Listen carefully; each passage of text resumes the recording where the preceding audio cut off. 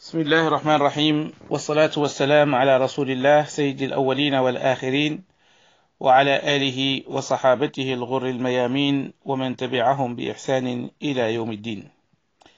Chers frères et sœurs, Inch'Allah, on va continuer Inch'Allah les cours et aujourd'hui nous allons aborder peut-être notre dernier cours sur le premier hadith des 40 hadiths de l'imam al-Nawawi, ou bien sera l'avant-dernier cours, Inch'Allah.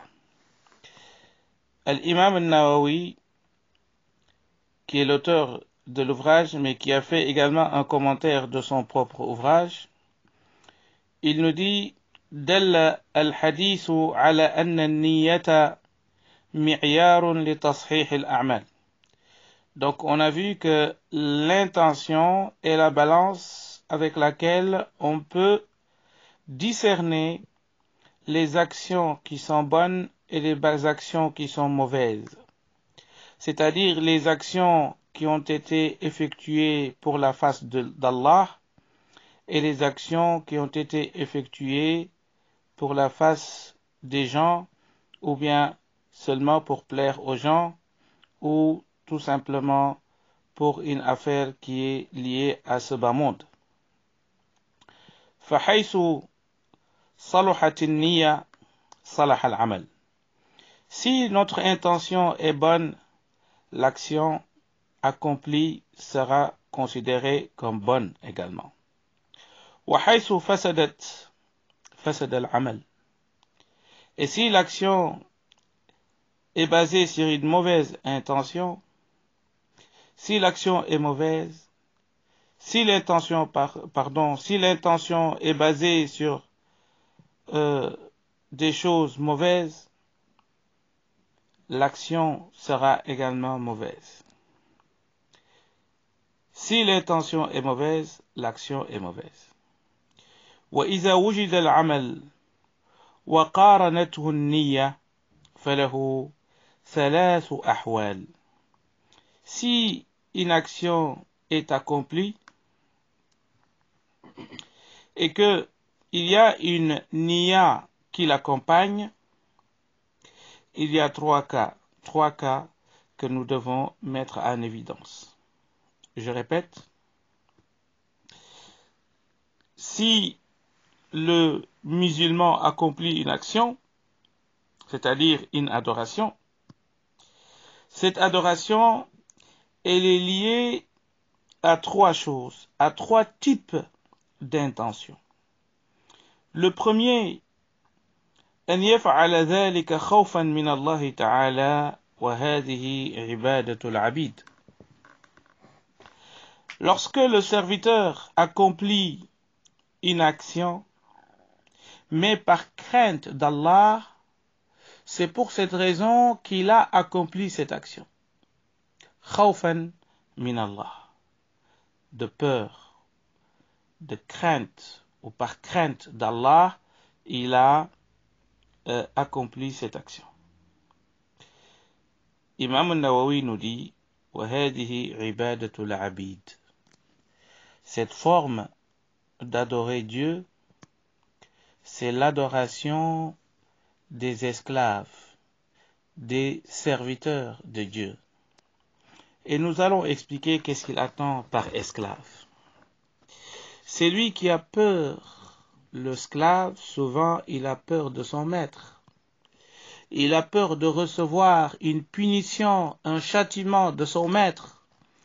Si vous adorez Allah et que le seul état d'âme qui vous envahit, c'est la peur, sachez que vous êtes en train d'adorer Allah comme son esclave, comme son serviteur. Si c'est une femme, c'est comme une servante qui obéit à son maître. Si c'est un homme, c'est comme un esclave qui obéit à son maître. C'est un degré d'adoration. C'est l'un des degrés d'adoration. Imam Nawawi nous dit le deuxième degré, أن يفعل ذلك لطلب الجنة. Oui, le premier, il a peur d'aller en enfer.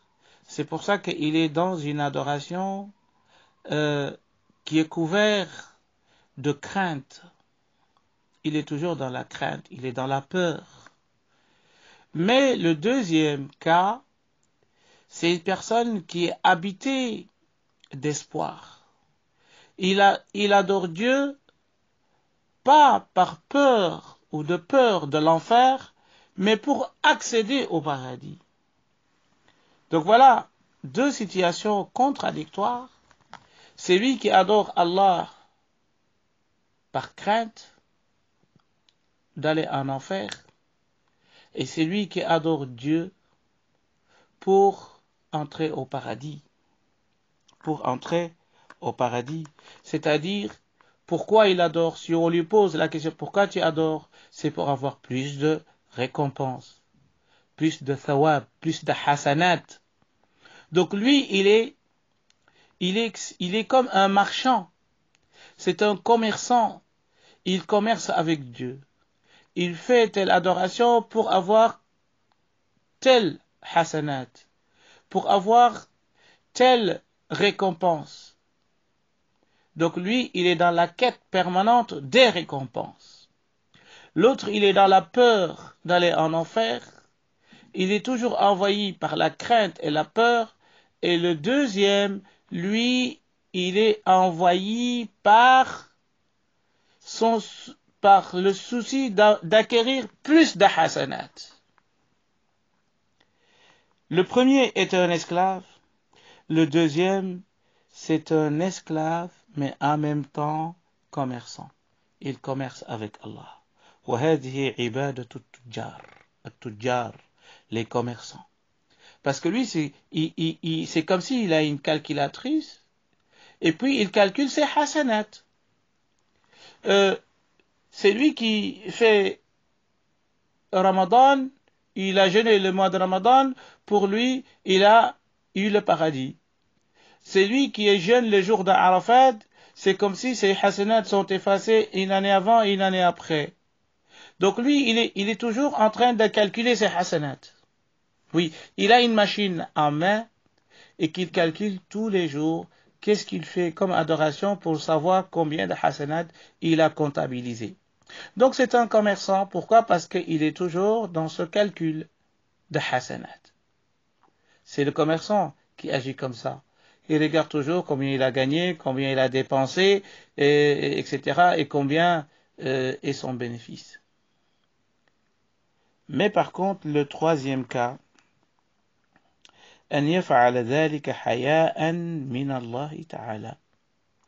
C'est celui qui adore Allah, mais par pudeur, pas par crainte, ni d'avoir plus de hasanat pour entrer au paradis, mais par pudeur. Haya'an. Il a honte que Allah le voit ailleurs, en dehors de l'exécution de ses ordres. Il a honte que Allah le voit dans un autre chemin qui n'est pas le chemin de Dieu. Il a cet état d'esprit, c'est comme il est dans la situation où le hadith du prophète sallallahu alayhi wa sallam, lorsque le prophète sallallahu alayhi wa sallam dit أن تعبد الله كأنك تراه فإن لم تكن تراه فإنه يراك. Adore Allah comme si tu le voyais. Sache que si tu ne le vois pas, lui te voit. Donc lui, il est conscient que la caméra divine est braquée sur lui. Et donc, il a honte d'accomplir quelque chose, ou de faire quelque chose, de dire quelque chose, que Allah n'agrée pas. Donc, il adore Allah par pudeur. وَتَأْدِيَةً لِحَقِّ الْعُبُودِيَةِ. Et si tu lui poses encore la question, pourquoi tu adores Allah? Il te dit, c'est parce que je ne peux pas faire autrement. Je dois l'adorer. Même s'il n'y avait pas de paradis ni d'enfer, je l'aurais adoré. Oui, je l'aurais adoré. Même si je n'avais pas peur de l'enfer, ni même espéré le paradis, je l'aurais quand même adoré. Parce que je vois on doit l'adorer. C'est un droit que nous lui devons. C'est un droit.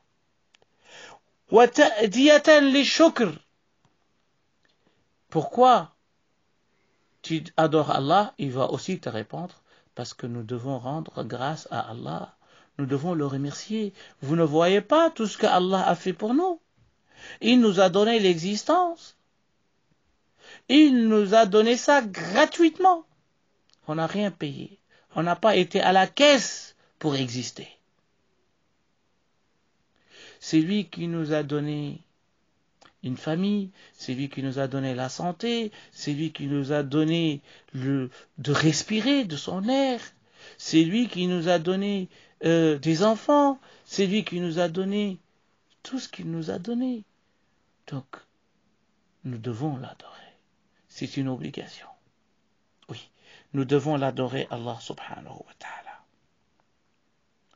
ويرى نفسه مع ذلك مقصرا.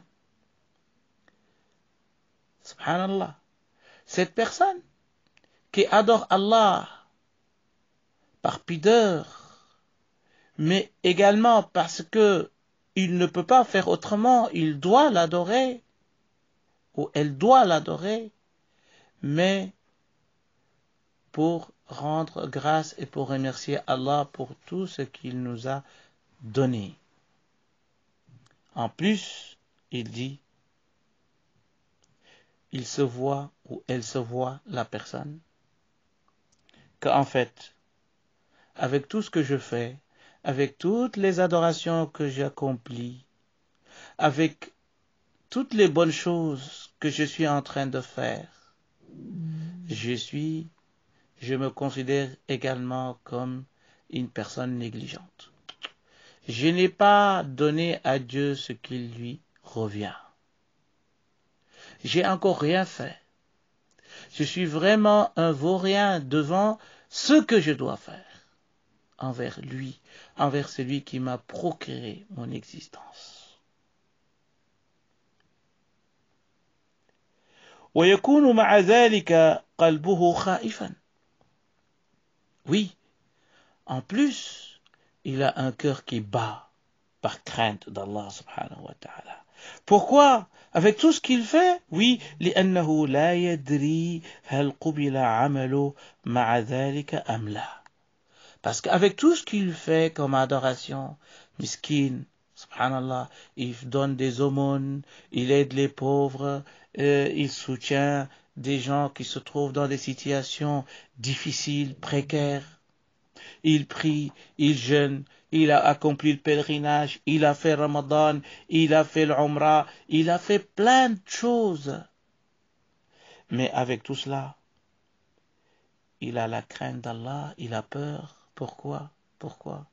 Parce qu'il ne sait pas si tout ce qu'il a fait est accepté par Allah ou pas. Oui, parce qu'il n'est pas sûr, il n'a pas la certitude que tout ce qu'il a fait est accepté par Dieu. Et donc, il ne faut jamais penser que on a fait assez de bonnes choses qu'on mérite le paradis. Non, on ne mérite jamais le paradis. Le paradis est un don d'Allah subhanahu wa ta'ala, mais ce n'est pas quelque chose que l'on mérite. Allah subhanahu wa ta'ala dit dans Surat An-Naba, Inna jahannama kanat mirsada للطاغين مآبا لابثين فيها أحقابا لا يذوقون فيها بردا ولا شرابا إلا حميما وغساقا جزاء وفاقا. Ce qui nous intéresse ici, chers frères et sœurs, c'est qu'Allah subhanahu wa ta'ala décrit les gens de l'enfer, ou les gens qui vont partir en enfer, qui vont séjourner en enfer. Inna jahannama kanat mirsada lit-taghin. ces tyrans, ces gens mauvais qui vont y séjourner éternellement ou bien qui vont y séjourner très longtemps. Allah subhanahu wa ta'ala nous dit, leur récompense est méritée. Jaza'an wifaqa. Selon ce que vous faites, vous serez châtiés proportionnellement. Oui, la proportion entre ce que vous faites et le châtiment, c'est ce que vous méritez. Mais par contre, lorsqu'il nous parle du paradis et les gens du paradis, il nous dit Inna lil muttaqina mafaza hada'iqa wa a'naba wa kawa'ib atraba wa ka'san dihaqa la yasma'una fiha laghwan wala kidhaba jaza'an min rabbika 'ata'an hisaba. Allah nous parle de ces gens pieux qui seront les bienheureux du paradis et qui vont bénéficier de ces femmes qui ont des seins ronds, mais qui vont boire avec des coupes remplies et qui vont pas entendre au sein des paradis ni mensonge ni futilité. Allah subhanahu wa ta'ala termine ces versets-là en disant Jaza'an min rabbika ata'an hisaba, c'est un don. C'est pas parce que vous méritez le paradis, non, vous ne le méritez pas, c'est un don. Ata, c'est un don. Et donc le paradis, c'est un don. On ne le mérite pas. C'est pas parce que vous avez fait 50 000 hajj et 50 000 umrah et que vous avez donné tous vos biens aux pauvres et que vous êtes quelqu'un de bonne foi, vous n'êtes pas dans l'ostentation, que vous méritez le paradis. Non. Le paradis, c'est un don. D'ailleurs, c'est pour ça qu'Allah il a dit Jaza'an min rabbika ata'an. C'est un don. Par contre, l'enfer, c'est mérité. C'est pour ça qu'il a dit Jaza'an wifaqa, qui correspond à ce que vous avez fait. Voilà. Ces personnes-là, ou ce troisième degré d'adorateurs, ceux qui adorent Allah par pudeur, et qui l'adorent parce qu'ils doivent l'adorer, et parce qu'ils doivent aussi le remercier, et qui voient que tout ce qu'ils ont fait ne compte pas, est nul et rien par rapport à ce qu'ils doivent faire vis-à-vis du Seigneur. Pourquoi? Parce qu'on ne sait pas si tout ce qu'on a fait a été accepté ou pas par Allah. Imam al-Nawawi nous dit, ce type de personne, oui, ce type, on les appelle al-ahrar, les gens libres. Oui, ce sont les gens qui se sont débarrassés de ces soucis de ce bas monde. Ce sont des gens libres. Pourquoi? Parce qu'ils ne sont pas tenus à la crainte. Ils ne sont ni dans la crainte, ni dans l'espoir. C'est des adorateurs d'Allah. Ils sont libres. Il n'y a rien, ni peur, ni espoir qui motive leur adoration. Ils adorent Dieu parce qu'ils veulent l'adorer. Même s'il n'y avait pas d'enfer, même si le paradis n'existait pas, ils vont l'adorer. Subhanallah. Subhanallah. Pourquoi? Parce qu'ils savent qu'ils le méritent. Ils le méritent véritablement. C'est lui qui nous a tout donné. Oui. Et d'ailleurs, وإليها أشار رسول الله صلى الله عليه وسلم. Il nous dit, si vous voulez savoir ce type ou cette catégorie de personnes, Imam Nawawi nous dit, c'est ce que le prophète sallallahu alayhi wa sallam a fait allusion dans un hadith. Oui, il a fait allusion à cela dans un hadith. C'est lequel? Il dit, لما قالت له عائشة رضي الله عنها, lorsque son épouse Aïcha lui dit une fois حين قام من الليل حتى تورمت قدماه. Parce qu'un jour, un soir, le prophète sallallahu alayhi wa sallam, il a passé toute la nuit à prier, au point où ses pieds gonflés lui faisaient mal, sallallahu alayhi wa sallam. حتى تورمت قدماه. Et Aïcha lui dit, Ya Rasulallah, ô messager d'Allah, أتتكلف هذا وقد غفر الله لك ما تقدم من ذنبك وما تأخر. Pourquoi tu te donnes autant de mal? Pourquoi tu te fais autant de mal alors que Dieu t'a pardonné tes péchés antérieurs et postérieurs? Pourquoi? Pourquoi toutes ces adorations continuent? Tu te fais du mal alors que Dieu a déjà déclaré dans le Coran qu'il t'a pardonné tes péchés antérieurs et postérieurs. Et le prophète sallallahu alayhi wa sallam a répondu ceci. Afala akuna abdan shakura. Ah, j'aimerais être un serviteur reconnaissant envers mon Seigneur. Oui, oui.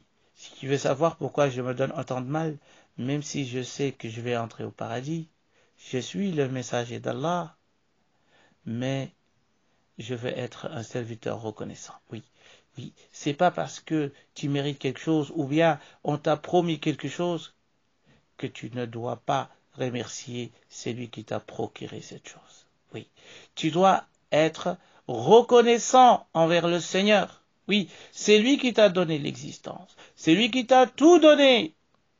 Même si le paradis et l'enfer n'existaient pas, tu aurais dû l'adorer. Tu devais l'adorer, Allah subhanahu wa ta'ala.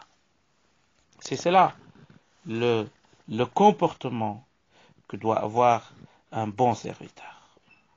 Voilà, chers frères et sœurs, ces 3 degrés évoqués par l'imam Nawawi.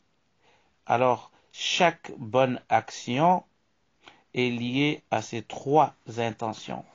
Chacun de nous, aujourd'hui, chers frères et sœurs, doit voir il est dans quel degré. Ben oui, et essayer de se perfectionner, de s'améliorer pour atteindre le 3e degré. Être un serviteur libre. Oui, un serviteur libre qui ne craint pas l'enfer, qui adore pas Allah parce qu'il a peur de l'enfer et qui adore pas Allah parce qu'il veut entrer au paradis. Il doit voir que Allah, c'est lui qui l'a créé, c'est lui qui lui a donné l'existence, c'est lui qui lui donne sa subsistance, c'est lui qui le protège. Et il s'est dit, il mérite que je l'adore. Il mérite que je sois reconnaissant envers lui. Voilà. À ce moment-là, nos adorations ne seront plus motivées par la crainte ni par l'espoir. Un autre commentaire très intéressant. قيل هل من الأفضل العبادة مع الخوف أو مع الرجاء? C'est une question que les commentateurs des 40 hadiths de l'imam al-Nawawi ont posée. C'est une question. Quel est le meilleur? Quel est le meilleur entre ces deux? Al-ibada ma'a al-khawf ou ma'a al-raja? Adorer Allah avec crainte ou avec espoir? S'il y a 2 serviteurs, il y a un qui adore Allah avec la crainte, il a peur de l'enfer, lui. Lui, il a peur, c'est pour ça qu'il se réveille le Fajr, il prie le Fajr, il fait tout parce qu'il a peur de l'enfer. L'autre, lui, il adore Allah pour entrer au paradis. Lui, son souci, c'est d'avoir accumulé plus de hasanat et d'entrer au paradis. Lui, il veut entrer au paradis, c'est pour ça qu'il adore. C'est pas par peur de l'enfer, mais pour entrer au paradis. Vous voyez la différence. Alors, ces 2 types de personnes, ces 2 catégories de personnes, quelle est la meilleure? Imam al-Ghazali, dans Al-Ihya Ulumuddin, dans son fameux ouvrage, la revivification des sciences religieuses, il nous donne cette réponse. قال الغزالي رحمه الله العبادة مع الرجاء أفضل. Il dit adorer Allah avec espoir est meilleur qu'adorer Allah avec crainte.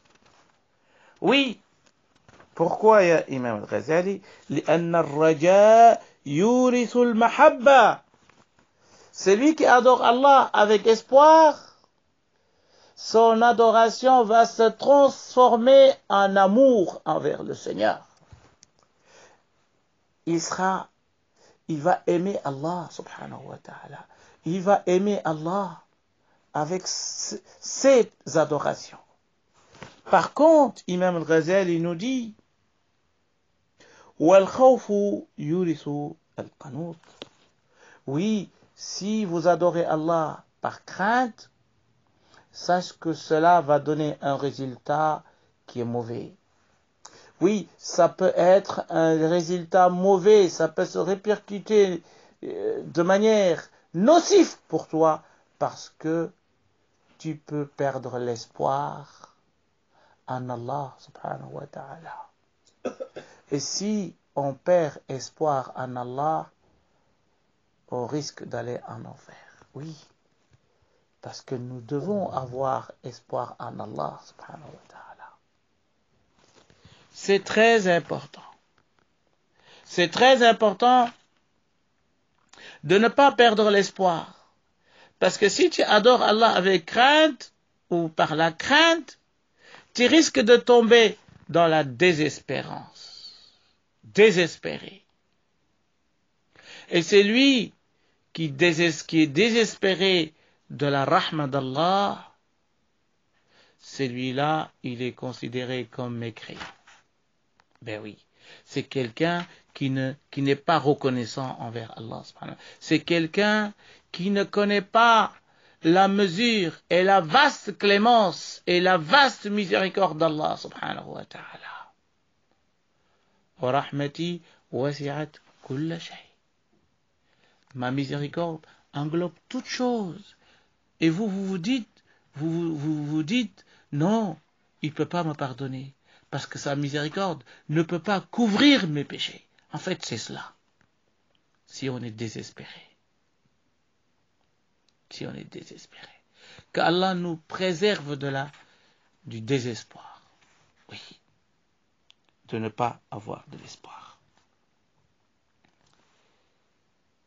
Ces trois catégories qu'on vient de citer, c'est lui qui adore Allah par crainte, et celui qui adore Allah en espérance au paradis, et celui qui adore Allah ni par crainte, ni par espoir. Tous les trois font partie des gens sincères qui méritent le paradis d'Allah subhanahu wa ta'ala. Barakallahu fikum, wassalamu alaykum wa rahmatullah. Walil hadithi baqiya. On a également quelque chose à vous dire sur ce hadith. Il nous reste peut-être encore un cours, incha'Allah. Barakallahu fikum. Wassalamu alaykum wa rahmatullahi ta'ala wa barakatuh.